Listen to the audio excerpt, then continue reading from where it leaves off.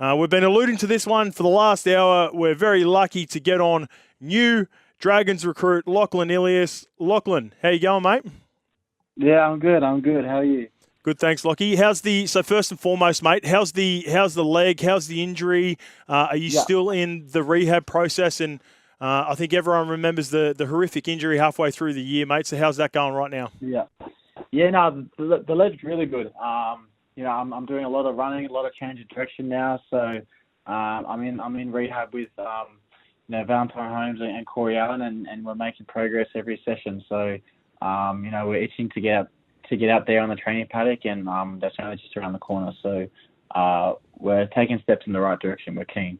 Yeah, how's Corey going, mate? Too, because I remember his one happened all the way at the start of the season. Yeah, how's he travelling?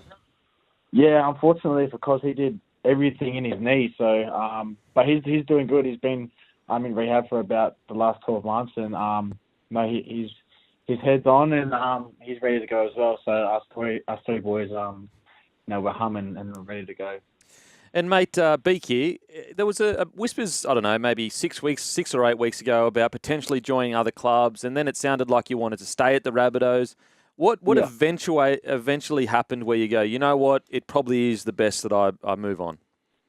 Yeah, I think I made it sort of clear to Braith, that I was open to any team that was keen for me to be in their halfback, and once that sort of settled down and South were interested again, it was I was going to stay there, and it was hard to leave the boys, but ever since Ben Hunt moved on, and Flanno reached out to Braith straight away. I told him I was keen, and I was interested to look further into that. So it was a tough decision, but I think it was the right one, and I'm really looking forward to being a Dragon.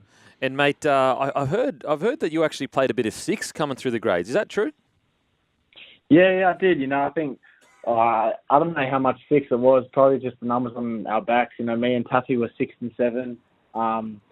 For jersey flag. So I don't know if you want to say if one was half, one was a 5'8". I think we just had 6 and 7 on our backs, and we switched up like every second week. So I don't know how much it meant, but yeah, you could say I played a little bit of six. Does it matter much, Lockie, like in terms of the way you approach a game, whether you got a 7 or 6 on? Do you feel like you've got to run more with the 6 jersey, or what are the main differences, mate? Or at the end of the day, like you said, is it just the jersey on the back? And if you're in the halves, then you sort of know what your role is in the halves, regardless. I think now in grade it's different. It's as a 7. You're the general. I feel like it's your responsibility.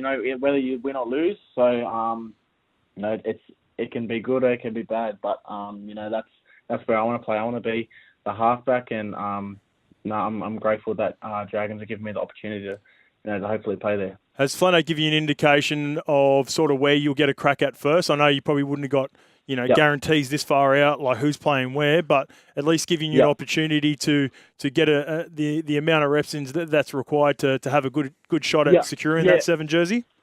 Yeah, I think he's going to give me that opportunity. Obviously I haven't had a chance to do so yet, to train with the boys, but hopefully once I'm in, I'm learning on the go at the moment. I'm learning the plays, and I'm standing behind the boys trying to learn as much as I can. So once that opportunity comes, I'm really keen to take it with both hands and lead the team. And mate, it's been a crazy career for you so far. All the way to a prelim, and then dramas last year or whatever. What do you reckon you've learnt the most, and you'll take the most into this season? It sounds funny, but I feel like I've become a better player whilst I've been injured. Just sort of seeing the game from a different perspective. It just sort of allows you to take a step back and you sort of see how you could improve, and what sort of different steps you would take if you were on the field. And it's sort of hard to explain, but once you're injured, you sort of just, as I said, just have a different perspective, and you sort of just see the game a little bit differently. And I feel like I saw the game a little bit slower this year, so I'm looking to continue to do that next year. It's going to help also. You've got your little mate there in the 9 jersey, Damien Cook. He signed before you did, but was he a big part of your decision as well, mate? Did he make a phone call when you were sort of thinking about the decision, or was he in your ear at Bro, all? he was peppering me. He was calling me every day, man. he wanted to know. He was like, any update? He was calling me every day. But Cookie's been unreal. We carpooled together every morning. So he was obviously a big part in the signing. He'll pass me the ball now, so it's good. I like that, mate. What about King Gutho, Clint Gutherson? Yep. He's been a mainstay for Parramatta and been a really good vet for them. He's coming down, and I heard he's winning everything already. He's winning everything and winning all the conditioning. Yeah. Tell us a little bit about Gutho, as in the few weeks that you've sort of been around him on the training park. Yeah, well, I had never met him, to be honest, before the Dragons, and I've been so impressed with how sort of he conducts himself around training, and that the way he trains is the way he plays. He's competing on every single rep, every single play, every single drill, and you can see why he competes on the field so much, because that's all he knows.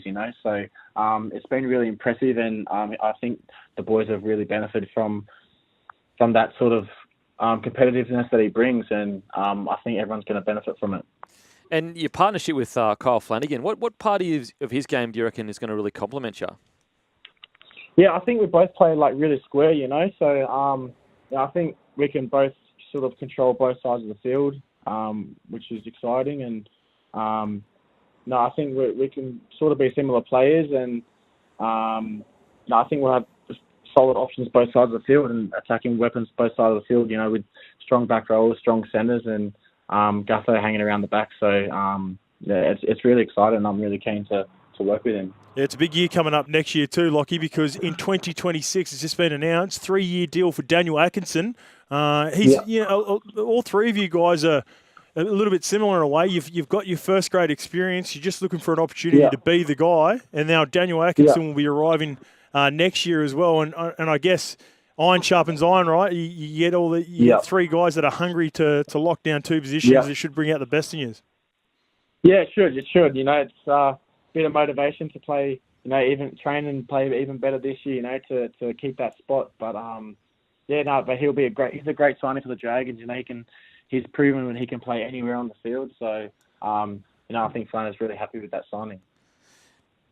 All right, Lockie. Well, thanks for joining us, mate. And I will say, you mentioned him before. My training partner, Braith and Asta, he was over in Bali. And while he was over in Bali, he still managed to get this deal done for you, mate. So I'm so happy. It wasn't just all play. He was doing a bit of work over there. Yeah. And I think that's when he does his best work. Mate, I'm so looking forward to you getting out in that jersey next year and playing a full season, Lockie. I appreciate it. Thanks for having me on, boys.